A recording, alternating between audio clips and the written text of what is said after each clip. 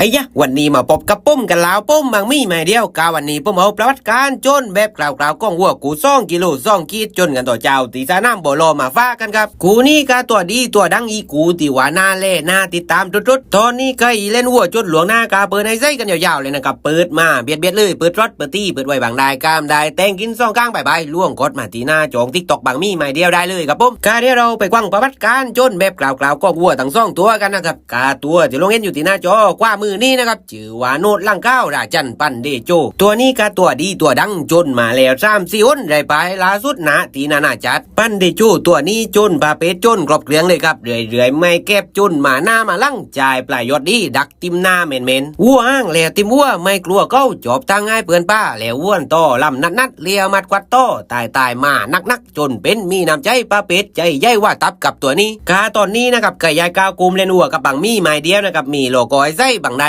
ตัวได้มีซดไอเล่ล่วงกดมาที่หน้าจงทิกตอกบังมี่ไม้เดียวได้เลยกับปุ้มนะตาลิงกดไม่ได้นะครับล่วงแอดไลน์ที่ปุ้มเกี้ยนที่หน้าจงได้เลยกับปุ้มนะแล้วว่าเรื่องข้อมูลนี่ปุ้มมีให้ตุกกูตุกซาน้ำล่วงไม่ต้องปลำไม่ต้องเดี๋ยวปุ้มมาเองกับปุ้มกาเรามาเล่กันที่ต่างด้านกูจุนกันมั่งนะครับตัวที่ลงเห็นอยู่ที่หน้าจอสายมือนี่นะครับชื่อว่าแดงเล็กหมาซานี่หรือว่าไฟป้าตัวนี้ก็ตัวดีตัวเก่งจนมาแล้วเอาก้นไม่เคยแปรเคยเหมือนกันลาทุดสามือมาตีตุงโป้ไฟป้าตัวนี้จนป้าเป็ดเดินจุกเดินนัดมีปลายยศเดินหน้าแก้งแรงเดินหน้าล็อกเก้าเนียวคืนใบก้มคืนใบแคว้นใจปางตีรวยกดรายกดกว่าเลียวมัดกวัดโตแก้งแรงโตกลางนักกับตัวนี้เก้ยยายก้าวกุมเล่นวัวกับบังมี่ไม้เดียวนะครับตอนนี้กาเปิดไอ้ไส้กับหลวงหน้ากันยาวๆเลยนะครับเปิดซดเปิดไว้บังได้กามได้มีซดไอเล่ล่วงกดมาตีหน้าจงทิกตอกบังมี่ไม้เดียวได้เลยครับผมนะก็ผมกว่าเป็นกำลังใจกูจนดังซ่องควายกันนะครับผมบังมี่ไม้เดียวสวัสดีครับผม